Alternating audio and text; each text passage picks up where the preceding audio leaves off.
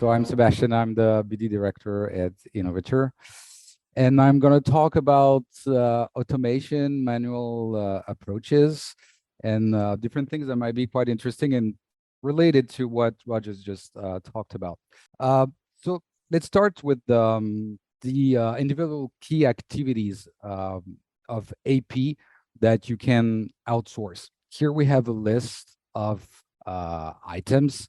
The ones highlighted in red are most likely to be outsourced or automated, whereas the ones in black letters, not so slightly. So, for instance, indexing in invoices like added identifier, sorry, the date, the number, all that can be automated.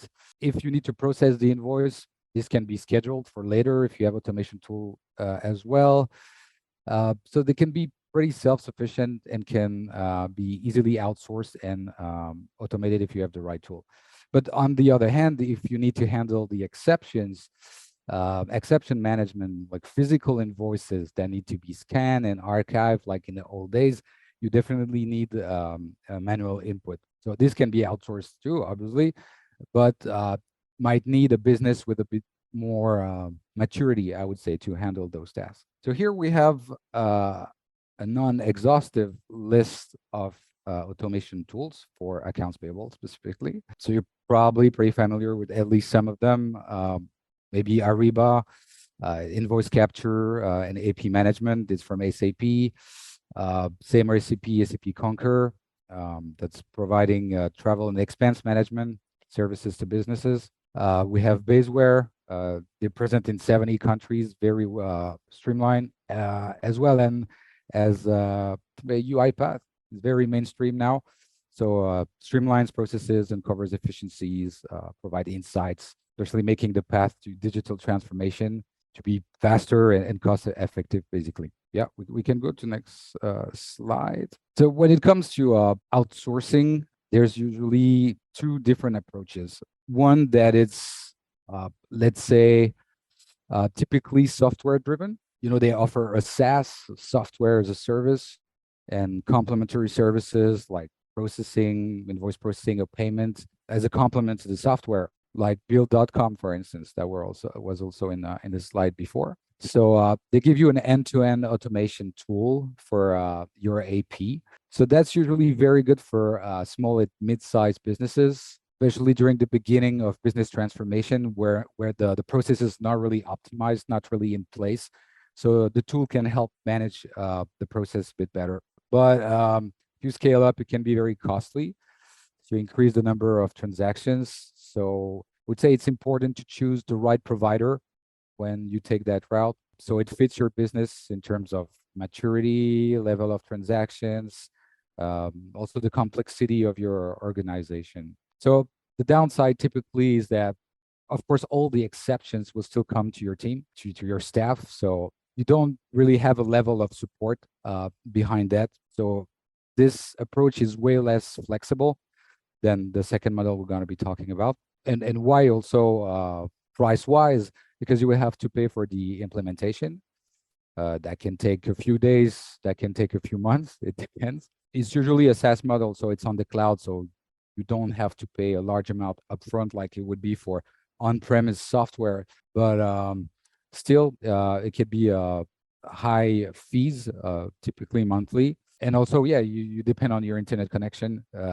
So the program is saved locally. It's easier if it's on the cloud. Internet crashes, but then you don't have access to your data. That could be a problem. And on top of that, of course, you need to pay your hosting services, and they usually charge you per transaction on top of the monthly fees. This is the first approach. The second approach, the BPO approach, I would say, like the business process outsourcer manage the function within the client's environment directly. So we adapt to the existing tools on the client side. So you typically have a dedicated team in this case. So you can scale up and you can customize to your needs. And it's been also proven on the long term that it's also quite cheaper when it comes to the price, the cost per transaction. There are also cons, of course, would be that there's no fixed price. So You need to compare with different providers in terms of pricing, in terms of quality reviews. So you don't have a ready-to-go solution in this case. But on the other hand, it's better suited for higher volume, and the teams can handle the exceptions. So you can really customize your team and the type of tools you want to implement along. So that's typically what we do at Innovature. We don't have a in-house AP software solution, but we work with solution as a solution integrator. So we have partners. We work with like AP automation tools, and that we can recommend some. We can help with the integration and complement with the AP headcount as well to treat all the exceptions. So we can also work exclusively manually, but also our teams are used to like working with the most standards AP tools, ERP systems in the market. So that's not really a problem. So here, as Nam before showed you the workflow of accounts payable, here when the flow remains the same, obviously, but we try to categorize per type of tasks that either the tool, the robot would operate, or that the staff would do directly. So here we separate the activity that could be automated activities and the activities that should remain manual. So the first one is the OCR. It stands for optical character recognition.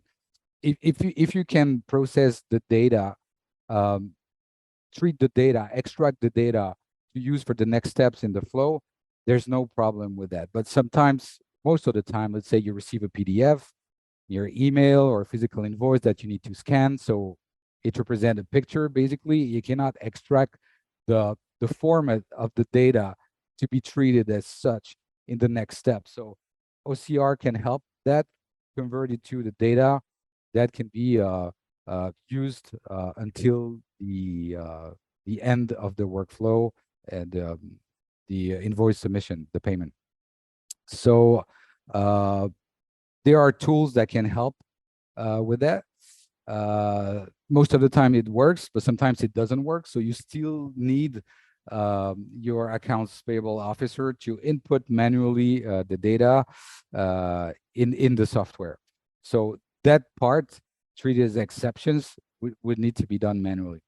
The second step is related to document processing management. So once you have extracted the data in the right format, but you need a tool to index the invoices and route it to the usually preset approval flow in a software. You can always change who's going to approve after the other, but that's basically this part. So to code the invoice in the ledger after approval for large amount, you might have to do it manually as well. So everything that's out of a pattern, a blueprint, a template that you input in the tool would need to be done manually. And finally, the last step, the RPA. So it stands for Robotic Process Automation. So that is the processing of the invoice. So in this step, you match the PO with the invoice, the amount, you process the payment. And there again, if there's an exception, a workflow or template that's different, but the staff will need to do it manually as well. So automation is great, but it's not perfect. You will always need, at least now, 2022, almost 2023, the help of human behind.